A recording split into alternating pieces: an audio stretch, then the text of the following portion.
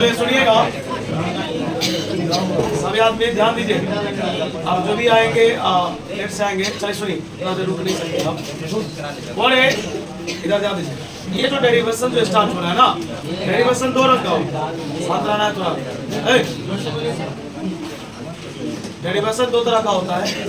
एक होता है जो किसी का मान निकालना होता है, जैसे कहेगा इसका वैल्यू निकालिए। एक डेरिवेशन होता है जो किसी डिवाइस के बारे में पढ़ाया जाता है।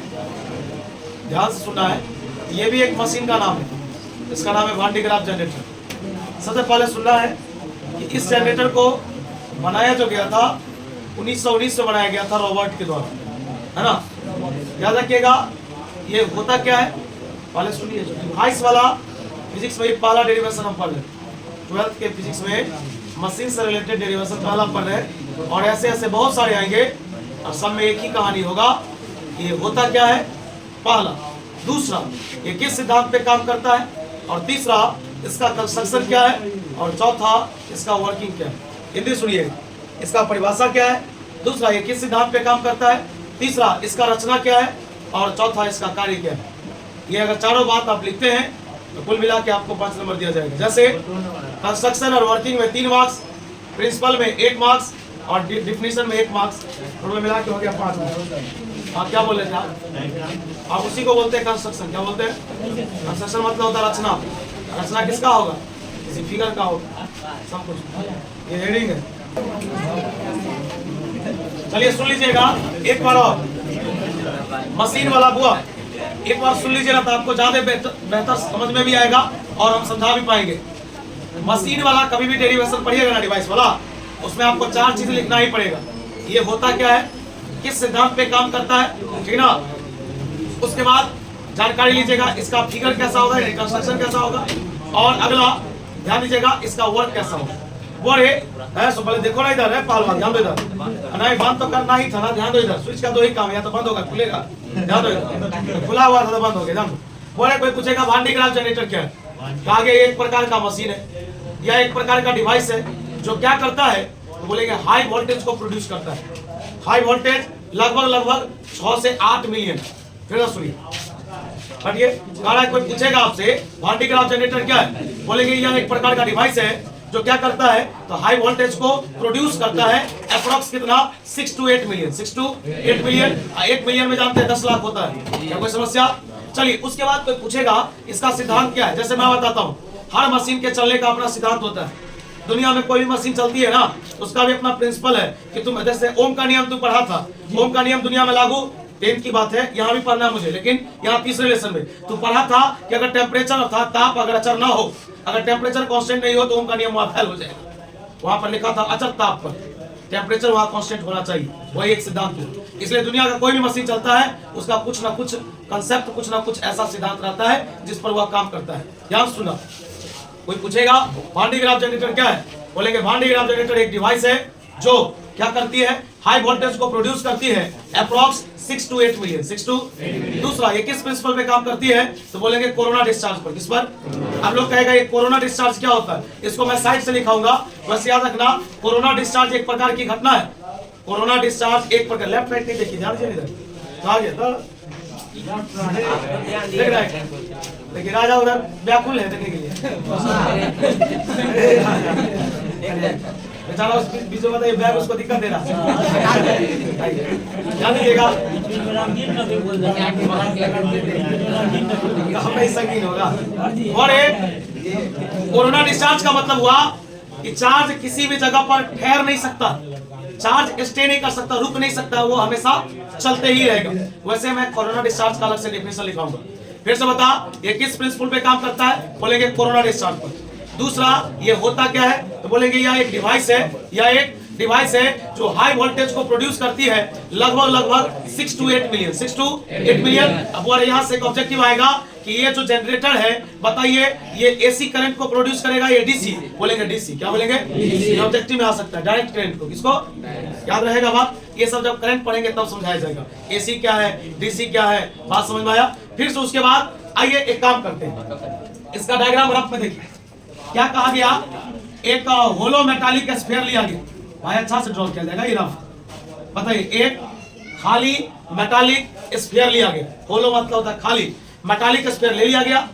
इसमें क्या किया गया, दो पुल्ली को एडजस्ट किया गया। पुल्ली जानते हैं आप, पुल्ली जानते हो, कुआं वगैरह सब जो रस्सी खींचने वाला लगा रहता है, दो पुल्ली को एडजस्ट किया गया। इस दोनों पुल्ली को सही समझिए, फिर से बताइए। कोई पूछेगा कि यह बना होता है किससे, तो बोलेंगे होलो मेटालिक स्फीयर से, यानी एक खोखला एक खाली मेटालिक स्फीयर से, जिसमें कितना पुल्ली लिया गया, दो पुल्ली लिया गया। कितना पुल्ली, एक पुल्ली को ऊपर में और दूसरे पुल्ली को, यहां पर जानकारी लीजिएगा।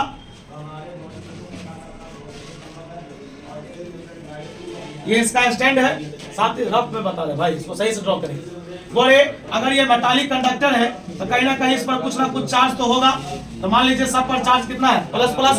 बताइए मैंने कितना पुल्ली लिया, दोनों पुल्ली को मैंने एक इंसुलेटिंग बेल्ट से जोड़ दिया। किस बेल्ट से, मशीन में नहीं रहता, आटा चक्की कभी देखे हैं, दोनों तरफ से नहीं रहता लगा हुआ, ऐसा ले लिए। मैंने यहाँ पर दो ब्रश लिया, ये दोनों ब्रश कंडक्टिंग ब्रश है। कैसा ब्रश, कंडक्टिंग ब्रश का मतलब कि जो अपने से होकर चार्ज को जाने दे सकता है। कंडक्टिंग मतलब जानते हैं ना, जो अपने से होकर चार्ज को जाने देगा। इंसुलेटिंग मतलब जो अपने से होकर चार्ज को जाने।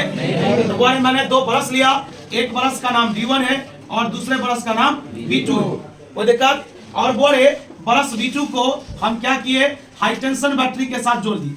किस बैटरी के साथ, हाई टेंशन। कोई पूछेगा हाई टेंशन मतलब जो ज्यादा पावर वाला हो, जो ज्यादा से ज्यादा वोल्टेज प्रोड्यूस करेगा। एक बात बताइए, आप एक सर्किट का निर्माण किए घर पर, सर्किट मतलब था परिपथ, मतलब आप अपने घर में वायरिंग बल्ब वगैरह सब जोड़ लिए, स्विच लगा लिए, फैन लगा दिए। अब बताइए अगर करंट का कोई साधन ही नहीं रहेगा आपके घर में तो बल्ब कैसे जलेगा। या तो आप बैटरी पर जलाइए, जिसको लोग इन्वर्टर बोलता है, या आप किसी से जनरेटर मंगवाइए, या बिजली का कहीं से साधन लीजिएगा, तब ना पंखा बल्ब सब जलेगा। कहीं ना कहीं हमको सोर्स की जरूरत पड़ेगी। इसलिए मैंने क्या किया, इस ब्रश B2 को मैंने एक हाई टेंशन बैटरी के साथ जोड़ दिया।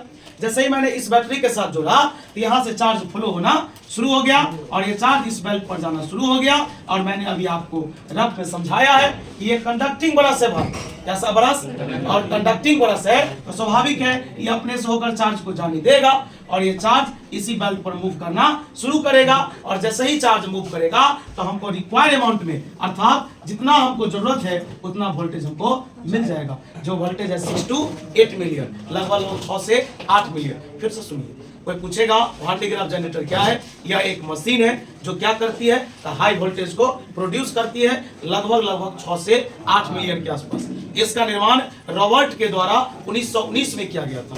इसका सिद्धांत यह कोरोना डिस्चार्ज पर काम करता है। कोरोना डिस्चार्ज का मतलब कि चार्ज किसी भी जगह पर रुक नहीं सकता है, वो हमेशा चलते ही रहेगा। अगला, यह एक खाली मेटालिक स्फीयर से बना है जिसमें मैंने कितना पुल्ली लिया, दोनों पुल्ली को मैंने इंसुलेटिंग बेल्ट से जोड़ दिया। फिर मैंने दो ब्रश लिया, ब्रश का नाम B1 और B2 था।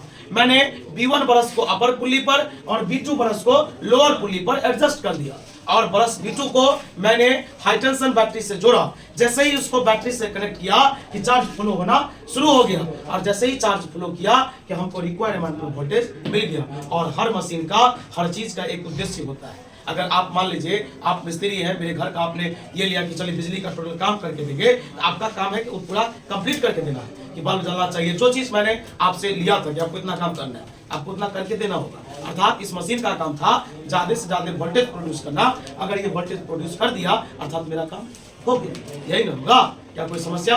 यही 5 नंबर में पूछता है। कितने मार्क्स में पता है, इसमें कितना पुल्ली लगाया गया, दो पुल्ली लगाया गया।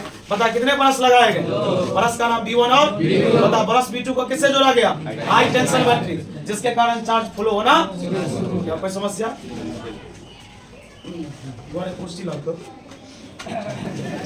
बता रे बउआ, भांडी ग्राफ जनरेटर में कोई दिक्कत? अरे दिक्कत नहीं, डायग्राम छोड़ ना, ये मजाक था। डायग्राम अब मतलब ऐसा ही होगा, लेकिन थोड़ा अच्छा से अगले साथ तरफ अच्छा सलाम आया होगा।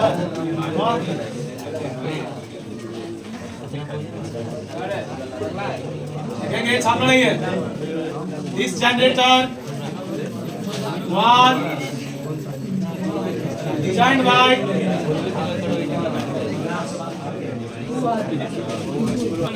लिखेंगे this generator was designed by Mr. Robert। इसका difference it is a device, यह एक मशीन है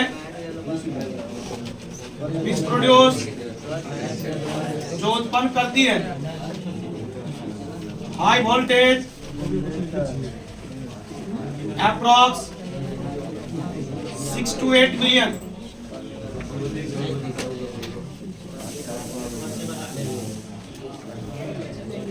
प्रिंसिपल, इसका सिद्धांत क्या है? देखिए, एक मार्क्स डिफिनेशन में मिलेगा। रोबोट और रोबोट लेकिन रोबोट और एक प्रिंसिपल लिखेंगे, it works on the principle of corona discharge. और इसको अलग से लिखाएंगे अभी। बताओ, एक नंबर डिफिनेशन में, एक नंबर प्रिंसिपल में, 2 नंबर हुआ। अब इसका डायग्राम और कुछ लैंग्वेज होगा उसमें 3 नंबर, 3 2 कितना, 5 ऐसे मिलता है। अब आया इसी में कंस्ट्रक्शन,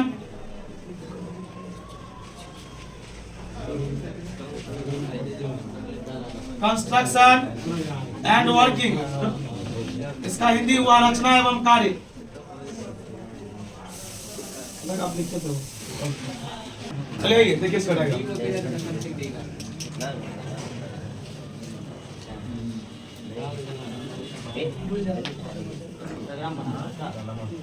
अभी हल्ला नहीं कीजिएगा, बनाने दीजिए।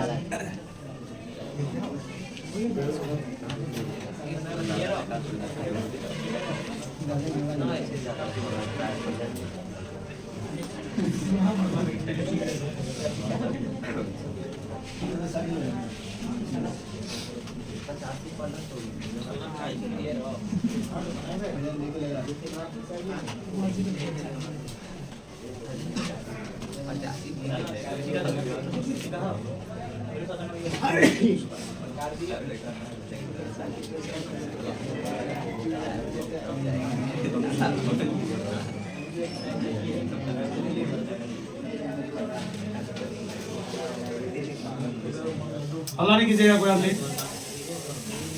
जो भी बनना सब बना जाएगा।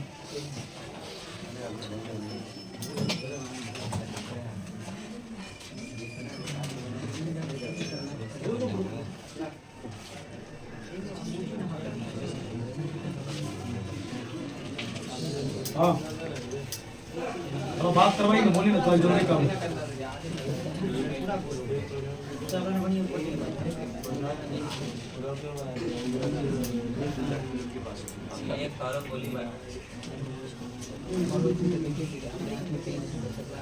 बोले जो वहाँ जो तोड़ना है दीवार को, आपके पास वो ड्रिलर है मशीन, मतलब वो मिस्त्री तोड़ेंगे ना। तो नहीं, वो आया था तो हमको बोल रहा था, तो हम उसको बोला जो ठीक है, बात कर लेते हैं। ठीक है, ठीक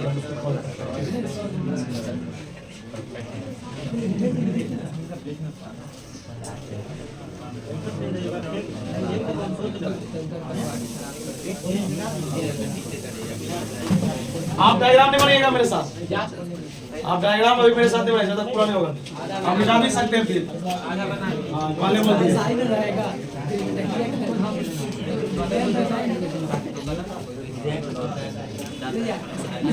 आप डायग्राम मेरे साथ नहीं बनाइए और हल्ला भी नहीं कीजिए।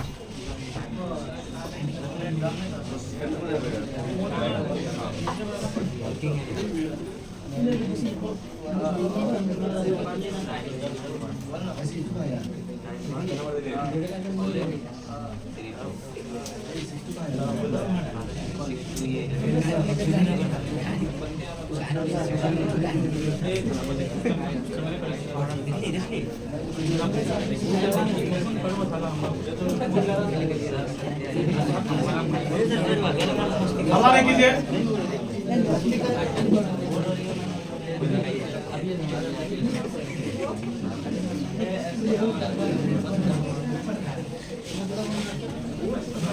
आगे बैठिए।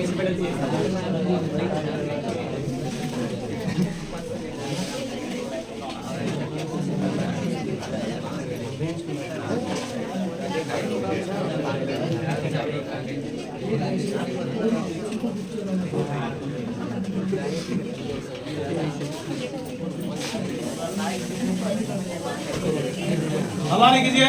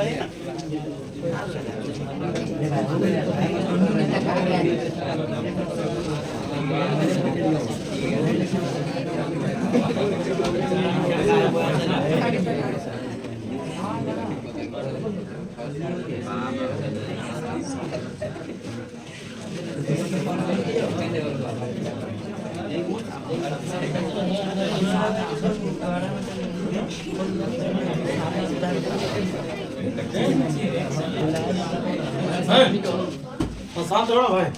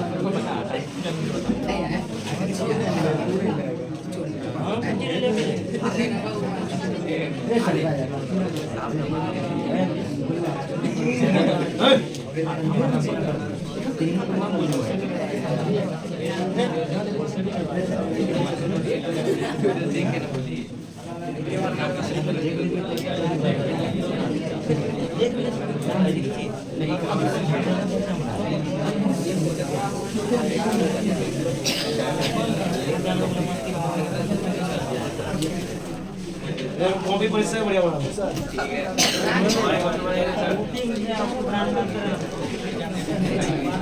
वोट प्रमाण टफ होता है बना बोले एक मिनट बोले यह बना है किससे वो पहले सुन लीजिए आप लोग तो लेट से आए हैं ये सब भी नहीं समझे आप समझाते हैं बोले यह बना है होलो मेटालिक स्फीयर से होलो मतलब खाली मेटालिक स्फीयर मतलब एक समझिए जो मेटल मतलब क्या जो धातु होता है स्फीयर मतलब क्या गोला जिसमें कितना पुल्ली एडजस्ट किया गया 2 इसको इंसुलेटिंग बेल्ट से जोड़ दिया गया कितना ब्रश लिया गया 2 B1 और B1 को ऊपर में रखा गया B2 को और इस B2 को कनेक्ट किया गया हाई टेंशन बैटरी के साथ जिसके कारण इस बेल्ट पर चार्ज फ्लो होना शुरू हो गई।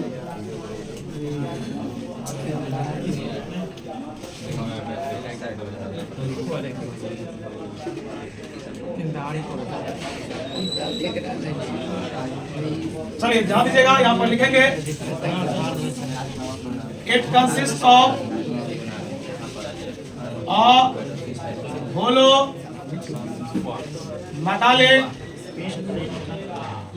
स्फीयर इन व्हिच पहले इसका लैंग्वेज समझ लीजिए इसमें 2 पुल्लीज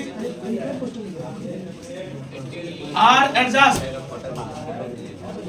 at the upper and lower end वाले समझो ना कितना पुल्ली को एडजस्ट किया गया एक को ऊपर में एक को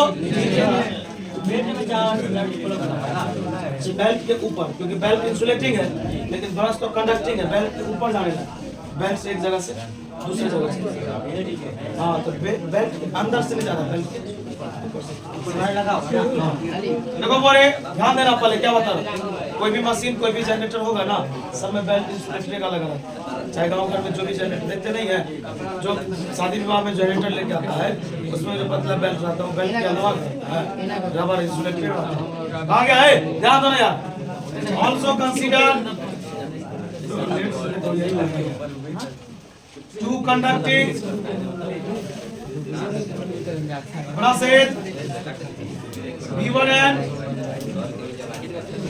और एक लिखेंगे बरस B2 is connected to जोड़ा गया to the high tension battery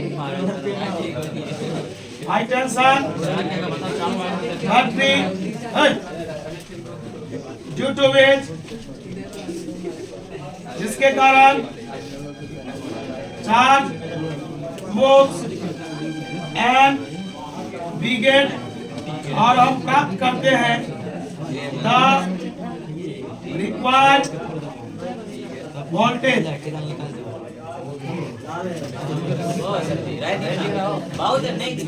बस उतना ही था, ये तो क्या दिख रहा है। और रुको सुनो। और ये भांडीग्राफ जनरेटर, यह जनरेटर का निर्माण रॉबर्ट के द्वारा 1919 में किया गया था। ये क्या होता है, तो ये एक मशीन है जो हाई वोल्टेज को उत्पन्न करती है, लगभग 6 से कितना मिलियन 8 मिलियन याद रहेगा। उसके बाद कहा गया आपका, देखिए दुनिया में जितना भी मशीन है ना, हर का अपना सिद्धांत है काम करने का।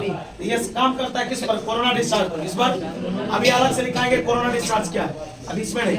बोले देखिए, जब भी आप एक मशीन वाला डेरिवेशन पढ़िएगा ना, आपको 3 चीज पढ़ना पड़ेगा, डिफिनीशन, प्रिंसिपल और कंस्ट्रक्शन एंड वर्किंग। ये पढ़ना ही पड़ेगा चाहे जहां भी पढ़िए। तो प्रिंसिपल क्या है कि ये किस पे काम करता है, ये ऑब्जेक्टिव में पूछता है कि भांडीग्राफ जनरेटर किस प्रिंसिपल पे काम करता है, कोरोना डिस्चार्ज। दूसरा कंस्ट्रक्शन एंड वर्किंग, तो अभी मैंने बताया ही, आप इसको लिखिए, ड्रॉ कीजिए, मैं फिर से बताऊंगा।